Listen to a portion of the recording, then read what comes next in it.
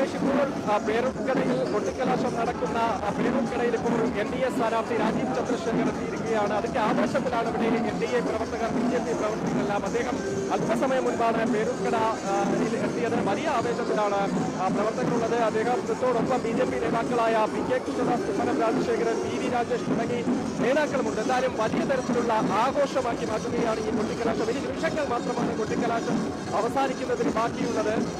ഈ ഒരു മാസക്കാലം നടന്ന പ്രചാരണം, ആ പ്രചാരണത്തിന്റെ ഏറ്റവും അവസാനം വലിയ രീതിയിൽ ആഘോഷമാക്കാൻ ആവേശം എത്രത്തോളം വാനോളം ഉയർത്താൻ പറ്റുമോ അത്രത്തോളം വാനോളം ഉയർത്തി ജനമനസ്സുകളിൽ ഇടം നേടുക എന്നതാണ് പ്രധാനമായും മുന്നണികളെല്ലാം തന്നെ ഉദ്ദേശിക്കുന്നത്. അതിൽ ഏറ്റവും ബഹുദൂരം ഇപ്പോൾ NDA പ്രവർത്തകർ അല്ലെങ്കിൽ BJP പ്രവർത്തകർ അവരുടെ ആവേശം മുന്നിലേക്ക് കൊണ്ടുപോകുന്നു എന്നതാണ് ശ്രദ്ധേയമായിട്ടുള്ളത്. ഈ പേരൂർക്കട ജംഗ്ഷനിൽ നമുക്ക് വന്നു നോക്കിയാൽ കാണാൻ കഴിയും. ആകെ ഒരു BJP തരംഗമാണ് ഈ പേരൂർക്കടയിൽ കൊട്ടിക്കലാശത്തിൽ കാണാൻ കഴിയുന്നതെന്ന് പറഞ്ഞാൽ അത്ഭുതമില്ല. കാരണം കഴിഞ്ഞ ഒരു മാസക്കാലത്തെ പ്രചാരണ വേളയിൽ രാജീവ് ചന്ദ്രശേഖരന് ലഭിച്ച ജനസ്വീകാര്യതയാണ് ഈ കൊട്ടിക്കലാശത്തിലും ഈ പ്രവർത്തകരുടെ ആവേശം ഇത്രത്തോളം വാനോളം ഉയർന്നു നിൽക്കുന്നത് എന്ന കാര്യത്തിൽ സംശയമില്ല. പ്രധാനമായും അദ്ദേഹം എല്ലാ ജനവിഭാഗങ്ങളുമായി സംസാരിച്ചു, സംവദിച്ചു. അവരുടെ ആശങ്കകൾ, അഭിപ്രായങ്ങൾ, പരാതികളൊക്കെ കേട്ടു.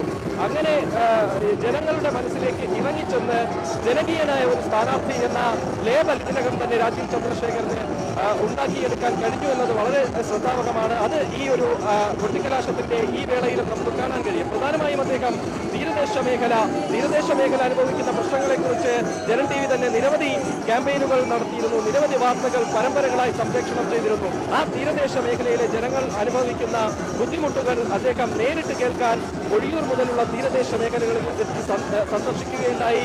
അവരുടെ അഭിപ്രായങ്ങൾ കേട്ടു. ഏത് തരത്തിലുള്ള വികസനമാണ് തീരദേശ മേഖലയ്ക്ക് ഉതകുന്ന തരത്തിൽ മുന്നോട്ട് വയ്ക്കാൻ കഴിയുക എന്ന ഒരു പദ്ധതി തന്നെ അദ്ദേഹം ജനങ്ങളുമായി സംസാരിച്ചു. അവരുടെ അഭിപ്രായം കൂടി കേട്ട ശേഷം അത്തരത്തിലുള്ള വികസനത്തിന് ഊന്നൽ നൽകിയാണ് അദ്ദേഹത്തിന്റെ വികസന രേഖ തന്നെ തയ്യാറാക്കിയിരിക്കുന്നത്. പ്രധാനമായും വിഴിഞ്ഞം തുറമുഖം മാത്രമല്ല, അതിനപ്പുറത്തേക്ക് തീരദേശ ജനതയുടെ വികസനം, അത് കേന്ദ്ര സർക്കാരിന്റെ നിരവധി പദ്ധതികൾ, അത് സംസ്ഥാനത്ത് അർഹരായ ഏറ്റവും പാവപ്പെട്ട ജനങ്ങളിലേക്ക് എത്താത്ത ഒരു സാഹചര്യമുണ്ട്. ആ സാഹചര്യം ചൂണ്ടിക്കാട്ടി അവരിലേക്ക് എത്തേണ്ട അവരുടെ അവകാശങ്ങൾ പരമാവധി ജനങ്ങളിലേക്ക് എത്തിക്കുമെന്ന ഉറപ്പ് ജനങ്ങൾക്ക് അദ്ദേഹം നൽകിക്കഴിഞ്ഞു. അത് ഗ്രാമീണ മേഖലകളിലേക്ക് വന്നാലും അങ്ങനെ തന്നെയാണ്. നഗര കേന്ദ്രീകൃതമാകാതെ വികസനം ഗ്രാമീണ മേഖലകളിലേക്ക് കൂടി എത്തിക്കുക എന്നൊരു ലക്ഷ്യം അദ്ദേഹം ആദ്യഘട്ടം മുതൽ പറഞ്ഞിരുന്നു. അത് പ്രധാനമായും നെയ്യാറ്റിൻകര, പാറശാല പോലെയുള്ള മേഖലകളിൽ അദ്ദേഹം കൊണ്ടുവരാൻ ഉദ്ദേശിക്കുന്ന വികസന പ്രവർത്തനങ്ങൾ അടുത്ത 5 വർഷത്തേക്ക് ഏത് തരത്തിലുള്ള വികസനം ഗ്രാമീണ മേഖലകളിലേക്ക് എത്തിക്കാൻ കഴിയുമെന്ന കാര്യം അദ്ദേഹം പ്രധാനമായും ജനങ്ങളോട് പങ്കുവെക്കുകയുണ്ടായി. അപ്പോൾ അതിനൊക്കെ ലഭിച്ച വലിയ സ്വീകാര്യത ഈ രാജീവ് ചന്ദ്രശേഖരന്റെ പ്രചാരണത്തിലുടനീളമുണ്ടായിരുന്നു. അത് തന്നെയാണ് കൊട്ടിക്കലാശത്തിൽ ഇത്ര വലിയ ആവേശം NDA ക്യാമ്പുകളിൽ, NDA പ്രവർത്തകർക്കിടയിൽ, BJP പ്രവർത്തകർക്കിടയിൽ ഉണ്ടാകാൻ കാരണമെന്ന കാര്യം സംശയമില്ല. മാത്രമല്ല കഴിഞ്ഞ 15 വർഷക്കാലം ഇവിടുത്തെ സിറ്റിംഗ് എംപിയുടെ പ്രവർത്തനം അദ്ദേഹം എന്താണ് ചെയ്തത് എന്നത് ഒരു പ്രധാന ചോദ്യമായി നിലനിൽക്കുന്നു.